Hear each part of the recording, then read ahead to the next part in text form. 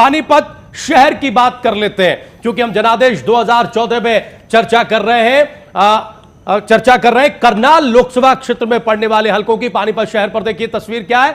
वीरेंद्र शाह को कांग्रेस पार्टी ने यहां मौका दिया है। बीजेपी की टिकट पर रोहित रेवड़ी चुनाव मैदान में, इनेलो से नीलम नारंग और बीएसपी की टिकट पर रोहिता तिवारी यहां मैदान में नजर आ रहे हैं। शक्ति, क्या मुकाबला है पानीपत शहर में? जी बिल्कुल, ये करनाल लोकसभा क्षेत्र का सबसे बड़ा शहर है और सबसे बड़ी सीट भी है, क्योंकि बलवीर पाल शाह यहाँ के दिग्गज नेता हैं, पंजाबियों के भी और कांग्रेस के भी। वो लगातार चुनाव जीतते रहे हैं, लेकिन बलवीर पाल शाह की जगह इस बार वीरेंद्र शाह को कांग्रेस ने चुनाव मैदान में उतारा है। बलवीर शाह अध्यक्ष भी रहे हैं कांग्रेस के और काफ़ी दिग्गज नेता माने जाते हैं, लेकिन बलवीर पाल शाह नहीं है। उनसे काफ़ी आपने देखा होगा पिछले 5 साल के जो टर्नओवर रहा इस सरकार का, कई बार मतभेद और मनभेद भी देखने को मिले थे सीएम हुड्डा से। कई बार उन्होंने इस्तीफे की पेशकश भी कर डाली थी। अब लेकिन आज जब बलवीर पाल शाह पानीपत के रण में नहीं है, पानीपत की लड़ाई में नहीं है, तो मुझे ऐसा लगता है कि यहाँ पर कांग्रेस और बीजेपी के बीच सीधा मुकाबला होगा, क्योंकि जहाँ पंजाबी वोटर बहुत बड़ी संख्या में, ज्यादा संख्या में निर्णायक हैं ऐसी, और पंजाबी वोटर इस शहर में जैसा मिजाज रहा है उस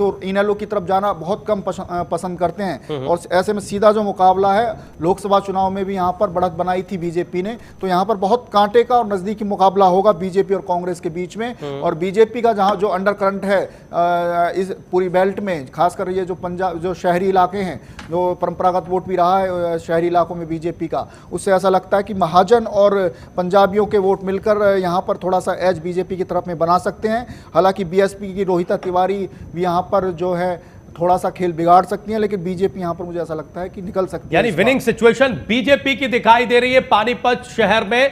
रमेश चंद बीजेपी की टिकट पर यहां चुनाव लड़ रहे हैं। बंसल साहब सहमत है सर आप इस बात से? संक्षेप में बलवीर पाल शाह खुद तो बात लगी होती, इस बार वो खुद चुनाव मैदान से छोड़ गए। वो कह रहे अपने बेटे के साथ मिलकर बिजनेस संभालेंगे गुड़गांव में। उनका भाई चुनाव मैदान में है, तो इस बार उनके लिए, उनके परिवार के लिए अपना गढ़ बचाना मुश्किल है, और उनका गढ़ इस बार छिन के बीजेपी की तरफ ज्यादा दिखाई दे रहा है। बीजेपी को विनिंग सिचुएशन में मान रहे हैं बंसल साहब भी। कौशल सर सहमत हैं आप इस बात से? पानीपत शहर की चर्चा हम कर रहे हैं, क्या बीजेपी यहां बढ़त बनाती दिख रही है, विनिंग सिचुएशन में है, या कोई और परिस्थिति आपको समझ आ रही है सर संक्षेप में? देखिए, यहाँ पे मैं संक्षेप में ये कहना चाहूंगा कि दो परिवार, जैसे बलवीर पाल शाह के बारे में बताया गया है, इनका पूरा जो इस इलाके पे बहुत ही प्रभाव रहा है। इवन यहाँ तक कि 87 में जो कांग्रेस के विरोधी लहर थी, तब भी ये 87 में भी जीते हैं।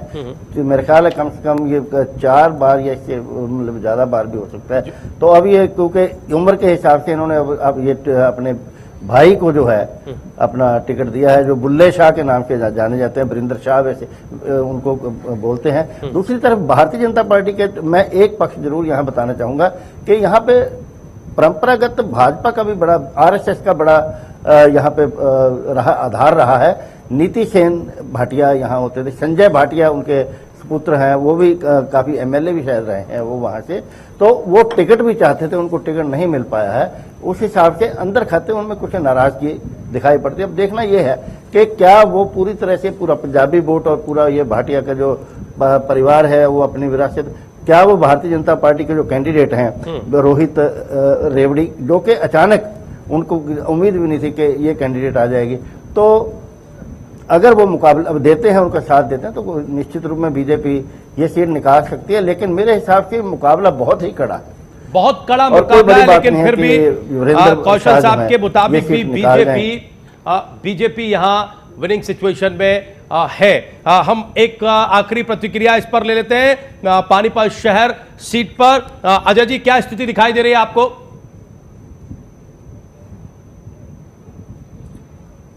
मुझे इसमें भाजपा के पक्ष में बिल्कुल क्लीन स्वीप दिखाई देता है। मुझे उसमें कहीं कोई संशय नहीं है कि भाजपा यहां नहीं जीत रही है। मुझे भाजपा यहां पूरी तरह से जीतती नजर आ रही है, और मुझे नहीं लगता कि कोई इस तरह से कोई स्थिति में है।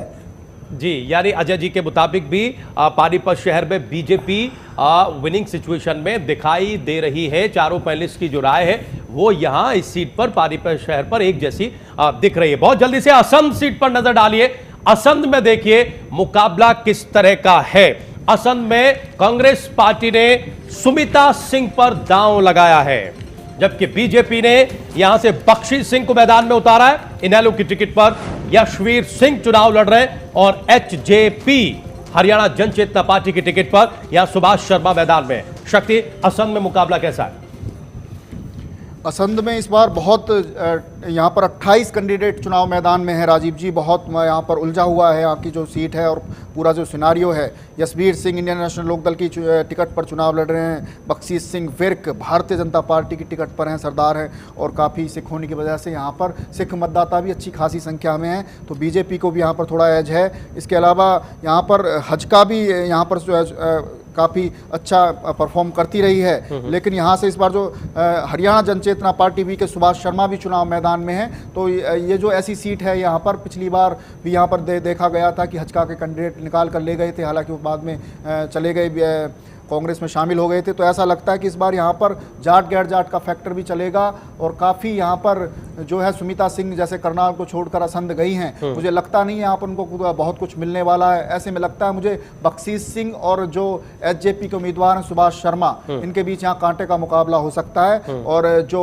राजपूत वोट यहाँ पर काफ़ी निर्णायक संख्या में है, राजपूत और ब्राह्मण वोट अगर जनचेतना पार्टी की तरफ चले जाते हैं, सुभाष शर्मा की तरफ चले जाते हैं, तो यहाँ पर बहुत नज़दीकी मुकाबले में बीजेपी एचजेपी में से कोई भी निकल सकता है। कोई भी निकल सकता है, लेकिन हम आपकी तरफ से विनिंग सिचुएशन किसकी अनाउंस करें शक्ति? क्योंकि हमारे कार्यक्रम का ये नियम है, स्थितियां परिस्थितियां बदलती हैं, कुछ भी हो सकता है, जनता जनार्दन के हाथ में है सब कुछ, लेकिन फिर भी विश्लेषण रुकता कहां है जाकर? बिल्कुल, यहाँ पर जो जैसे मैं कह रहा हूँ कि आपको जाट गैर जाट का यहाँ पर बहुत जबरदस्त एज पिछले चुनाव में भी देखने को मिला था, और इस बार भी ऐसा लग रहा है कि यहाँ पर जाट गैर जाट के मुद्दे पर चुनाव लड़ा गया है। और बीजेपी ने जिस तरह से सरदार बख्शीश सिंह को टिकट दिया है, उससे बीजेपी की तरफ सरदार जा सकते हैं, उनके परंपरागत वोट जा सकते हैं। जाट बेल्ट में उनका कोई खास असर नहीं है बीजेपी का यहाँ पर, क्योंकि जाट जो ग्रामीण इलाका है वो कभी भी बीजेपी की तरफ नहीं गए हैं। ऐसे में यहाँ पर थोड़ा सा एज इनेलो को भी है, और सुमिता सिंह जो कि जैसा कि मैंने कहा भारी कैंडिडेट हैं, करनाल से आई हैं, अभी इतनी घुली मिली नहीं है इस इलाके में,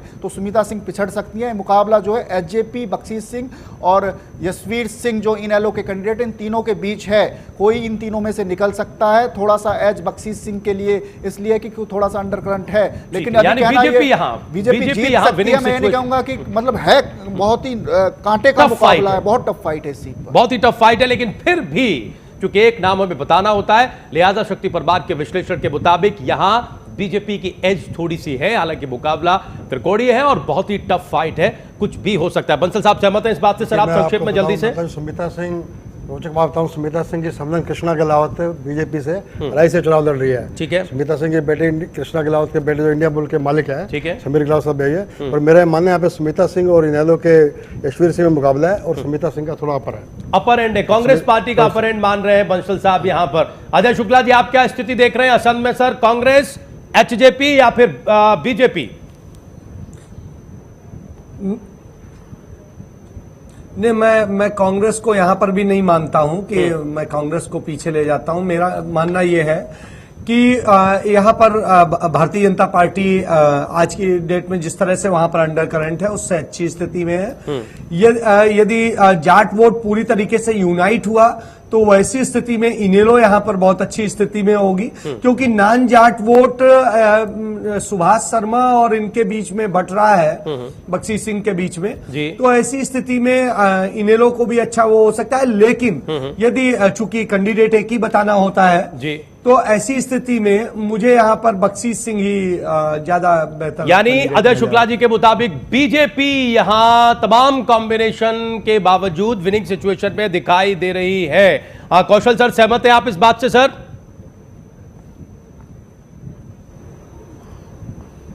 देखिए, मैं यहाँ पे एक बात जरूर कहना चाहूंगा कि कांग्रेस का जो कैंडिडेट यहाँ सुमिता सिंह जो छोड़कर उधर से आई हैं, उन्होंने अपना क्षेत्र बदला है, उसका कारण है कि वहाँ उनको एंटी इनकम्बेंसी दिखाई पड़ रही थी, और ये क्षेत्र जो है जो सिख डोमिनेटेड एरिया है, ये यहाँ पे उनके मायके भी हैं, ससुराल भी यहीं पर है उनके जी, और उनके जीतने के चांस कम इसलिए हो जाते हैं कि उनके मुकाबले में 3 और जो लोग हैं जो कांग्रेस से ही रिलेटेड हैं वो खड़े हैं। जैसे जिलेराम शर्मा जो हैं, वो उनको टिकट कांग्रेस ने नहीं दिया, जो फैसला आपको पता हाई कोर्ट का जो आया भी है, उस हिसाब से वो इंडिपेंडेंट लड़ रहे हैं। इसी तरह से जो इंडिपेंडेंट विजेंद्र मान है, वो तेजेंद्र पाल मान के बेटे हैं, वो खुद खड़े हैं। और इसके साथ ही इंटरेस्टिंग बात यह है कि तेजिंदर पाल मान के जो दूसरे भाई जी उनकी श्रीमती कमला मान, वो यानी कि दोनों बहनें तेजिंदर पाल मान और उनके भाई की जो बीवी दोनों सगी बहनें भी हैं। तो इस तरह से आप ये कह सकते हैं कि विजेंद्र मान की चाची और मासी दोनों हो गई, वो भी मैदान में इंडिपेंडेंट खड़ी हैं। तो इस तरह से कांग्रेस की जो वोट है वो यहाँ पे इस तरह से डिवाइड होती है। तो मेरा मानना यह है कि यहाँ अच्छा हाँ एक फैक्टर और यहाँ नहीं भूलना चाहिए, वीरेंद्र मराठा ने यहाँ पे बहुत बार अपना दाम आजमाया है। 2 बार तो वो बीएसपी में अपनी मराठा वीरेंद्र वर्मा जो मराठा वीरेंद्र वर्मा जो है वो उन्होंने अपनी एक तो पहले एकता शक्ति पार्टी बनाई हुई थी, वो पार्टी को 2 बार उन्होंने बीएसपी में मिलाया, कई प्रयोग किए, अपनी पार्टी को बीजेपी में भी मिलाया, फिर वो भी नहीं कामयाब हुए, वहां भी टिकट नहीं मिला।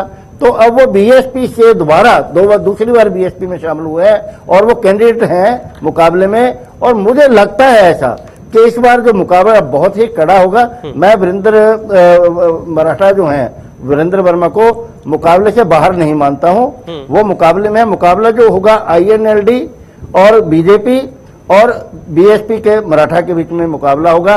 और अगर कांटे की टक्कर में थोड़ा बहुत आगे पीछे जैसे आप बताते हैं तो बख्शीश जो है बीजेपी के वो ये सीट निकाल सकते हैं। यानी बीजेपी कौशल साहब के मुताबिक ये सीट निकाल सकती है असंध में। समय बहुत कम बचा है, एक सीट अभी रह गई है। हम जल्दी से समालखा की तस्वीर आपको दिखाते हैं, जरा देखिए समालखा में मुकाबला किस तरह से सामने है। कांग्रेस पार्टी से धर्म सिंह यहां चुनाव मैदान में है, धर्म सिंह छोक्कर और शशिकांत कौशिक बीजेपी की टिकट पर, इनेलो से राम भतेरी और हजका एसजेपी गठबंधन की टिकट पर कर्ण सिंह जो हजका की टिकट पर चुनाव लड़ रहे हैं।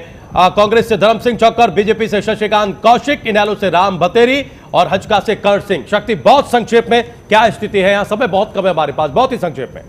बहुत यहाँ पर कांटे का मुकाबला है। चारों बहुकोणीय मुकाबले में कांग्रेस के धर्म सिंह छोक्कर को यहाँ पर भीतर घात का सामना करना पड़ रहा है। कांग्रेस के यहाँ से संजय सिंह छोक्कर भी थे, बहुत और भी कई कैंडिडेट मांग रहे थे टिकट, वो यहाँ पर उनकी इतनी हेल्प नहीं कर रहे हैं बल्कि काट कर रहे हैं। और शशिकांत कौशिक भी भारतीय जनता पार्टी के, उनको ये लाभ जरूर मिला है कि वो ब्राह्मण समुदाय से हैं और कई गुर्जर उनके सामने चुनाव लड़ रहे हैं, तो एक है उनके लिए थोड़ा सा एज है। लेकिन यहाँ पर राम भतेरी जो इंडियन नेशनल लोकदल की हैं, वो यहाँ पर उनको भी यहाँ जैसे अवतार सिंह भड़ाना ने कैंपेन किया और चौटाला साहब की तरफ से जो की गई उससे उनका भी थोड़ा सा चुनाव उठा है। तो ऐसे में बहुत कांटे की और हरियाणा जनहित कांग्रेस का यहाँ से शुरू पहले से ही भजनलाल के टाइम से ही थोड़ा सा करंट यहाँ हमेशा से रहा है करण से, इसलिए करण सिंह को भी थोड़ा सा एज है। और ये चारों की जो कांटे की टक्कर है उसमें ये कहना भी बहुत मुश्किल है कौन जीतने जा रहा है। लेकिन यहाँ पर मुझे ऐसा लगता है कि जो मुकाबला बहुकोणीय मुकाबले में शशिकांत कौशिक सिर्फ इसलिए चुनाव जीत सकते हैं क्योंकि एक तो बीजेपी के लिए थोड़ा सा अंडर करंट है और वो इकलौते ब्राह्मण हैं और ब्राह्मणों की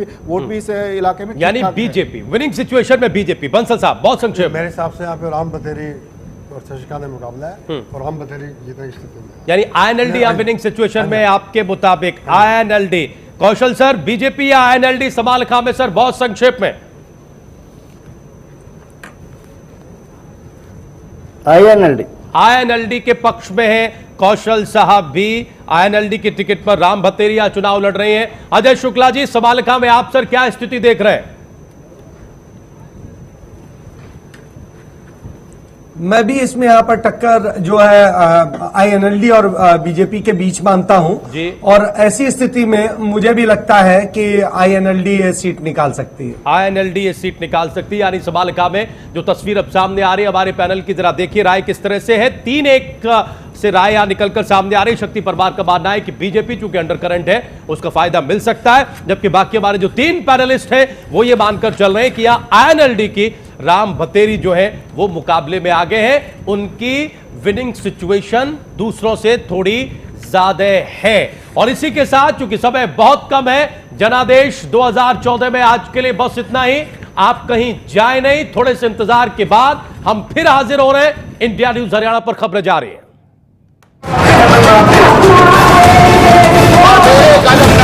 बधाई देता हूं, अभिनंदन